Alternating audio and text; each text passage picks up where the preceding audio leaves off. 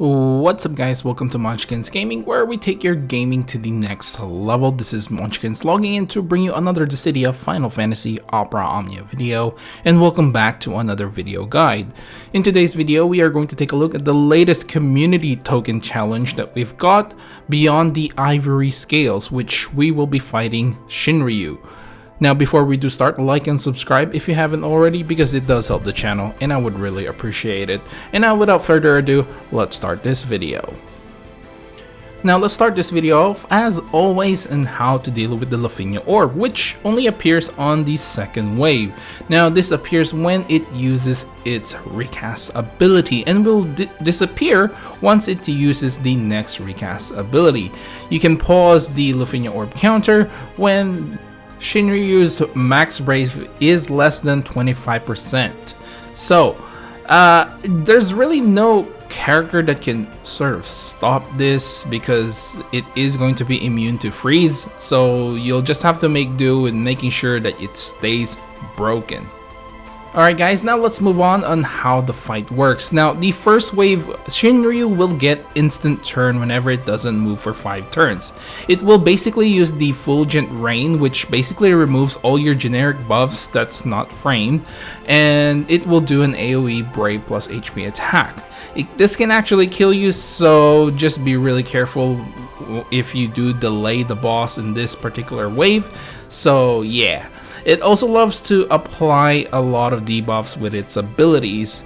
Although they're not game breaking or anything like that, it is still annoying to get a lot of debuffs, of course decreasing your overall damage and making you a little bit slower, and of course taking a little bit more damage than you should.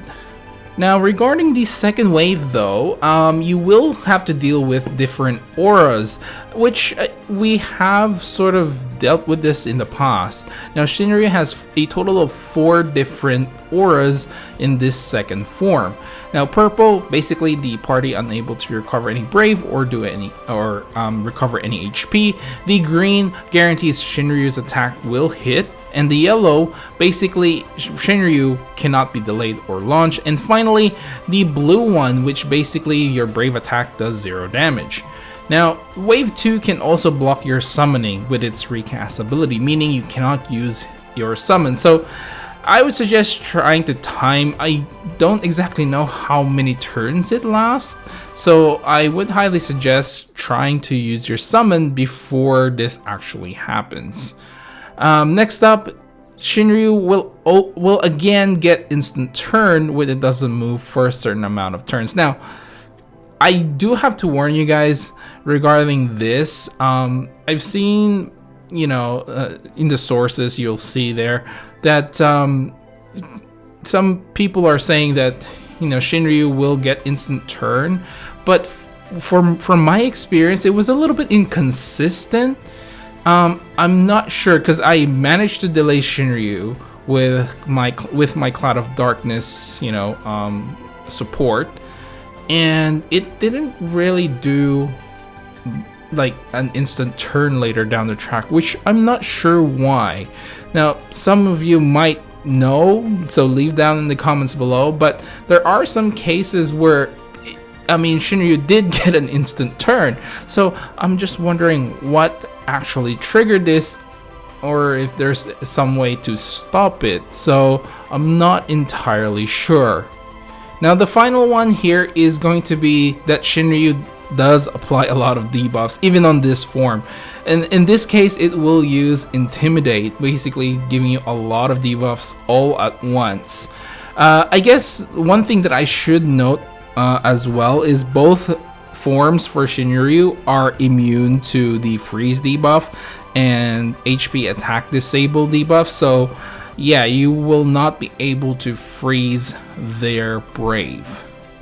Alright guys, so after learning about how this fight works, how are you going to deal with this? Honestly, the best way is to get a tank, and if it's Warrior of Light that you're thinking of, all the better. Basically, Warrior of Light makes this fight so much to the point that it's actually like a cheese. Like, you're not taking a lot of damage as long as you have that, his shields, and even if the Shinryu does counter, it doesn't really help because you have the shields up, and Warrior of Light is pretty quick on his feet as well, so you'll get quite a bit of turns, and make sure to refresh those shields. So yeah, debuff cleansing is also something that you may want to take a look at overall. Obviously debuffs, once again, lowering your damage and increasing the damage that you take, blah blah blah. If you do have Setzer though, you don't really have to worry too much regarding your damage falling off thanks to the debuffs. And time your burst and summon, once again. This is something that I suppose more the summon rather than the burst itself, but again, the boss do get like instant turn, and like using your burst, it accounts for like the whole 5 turns or something like that. So be ready for a counter attack. Delay works well if you have a tank like Warrior of Light, once again, to soak up all the damage. Who else does this? I think Bosch can do it. He can recover himself. I'm not entirely sure. I haven't used Bosch in a very long time, but something along those, like even like tanks that can just reduce the overall HP damage, you know, those are going to be very, very helpful in this fight. Alright guys, now let's move on to characters that you may want to bring. Now again, you can pause in this part of the video and check out the list that I have, but honestly there's no issue whoever you bring. I just highly suggest bring a tank, and that's basically it, because I think that will just make your life so much easier. Now as for your call characters, well, honestly, this is going to depend once again on your playstyle. Are you going with a hyper aggressive main team? Then maybe having Warrior of Light in the background might be able to help you reduce the incoming brave damage or something like along those lines, or being a little bit more defensive. Or are you going to be a little bit defensive with your main team, and maybe you need a little bit more debuffs applied on your enemies? So I would leave it up to you guys. There's it's really going to depend on your main team, and sometimes the call characters can make or break your run, so just be a little bit careful in choosing who you want. For this one though, I didn't really have like any highlights when it comes to call characters. Alright guys, now let's take a look at some party compositions. The first one is of course the video that you guys are seeing here with Warrior of Light, Vaughn, and Setzer. The call team for this one is Faris, Jack, and Rosa, with a Cloud of Darkness support and Ramu for the summon. Honestly, in this team, I didn't really pay attention too much on the call team. I actually thought I had Kurosame, or else I would have replaced Faris in this case. And Rosa is here for just in case I need a revive, because when I first started this off, I was, I didn't really want to use Warrior of Light to begin with, or yeah, I just wanted to try and, be super aggressive about this, and I ended up dying. Rosa actually helped with a different party composition, so I just added her there, and she kind of just stuck with it in this team as well.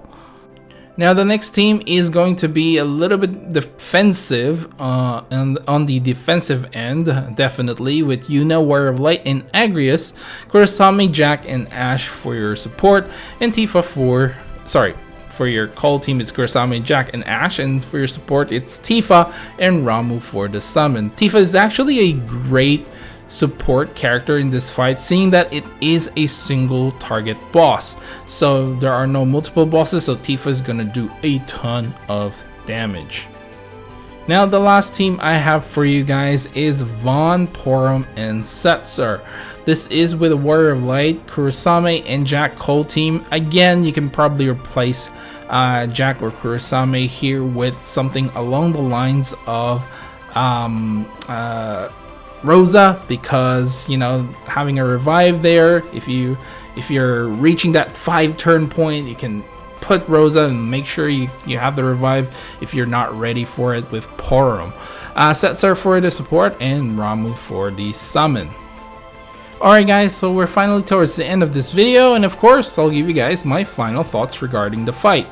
This is the I guess, the LUFE Plus. I know I mentioned it's a LUFE fight, but it is going to be extra hard. That's with quotation marks. I guess that's the wording that they'll go with the global version. It's not LUFE Plus. So yeah, I know I said LUFE, but in the beginning of the video, and I want to correct myself here. This at the end of the video, I just didn't want to like repeat the same thing over and over again. But yeah, at the end of it all, I guess extra hard. It wasn't too. It's not too bad. This fight isn't too bad at all. As long as you have like a tanky character that can prevent you a lot of HP damage, especially because the turn requirement, like 5 turns, is actually pretty short if you really think about it. If you can like do re-breaks and breaks, sometimes you do get those 5 turns without even trying. So having a tank that can prevent HP damage with those counter attacks definitely going to make your life so much easier here, and it definitely made my life so much easier. So other than that, extra hard is not that hard, to be completely honest. I did have the characters with me, you know, that can make this work really well. So if you don't have like a tanky character or a tank that can prevent a lot of HP damage, then you might be in some trouble here. But I'm pretty sure it is doable with other tanks. I'm sure you can try, and I'm actually seeing that some people actually didn't even bring Warrior of Light. So yeah. Anyway guys, that is basically it for this video. Please do remember to click like and subscribe if you haven't already. It does help the channel, and I would really appreciate it if you share this video to a fellow Dffoo player who is struggling to beat any LUFE or extra hard content, and hopefully they can, you know, learn something in this video, and check out my other videos as well for clearing harder contents in the DFFOO. Also follow me on Twitter and on Facebook at Munchkins Gaming. Leave down in the comments below what your team was for this team, or did you cheese this? I guess I kind of feel like it's cheesing using Warrior of Light. Let me know down in the comments below if you have any different strategies, or if I missed anything. Leave down in the comments below as well, especially that part with the wave 2 or second form of Shinryu. I'm not entirely sure about it. Actually it keeps doing the 5-turn thing. I'm not entirely sure. So I experienced it at the start of the second wave, but towards the end it didn't really do it. So it's a bit of a head scratcher. So let me know down in the comments below. This is Munchkins logging off. Thank you very much for watching, and I will see you guys in the next level.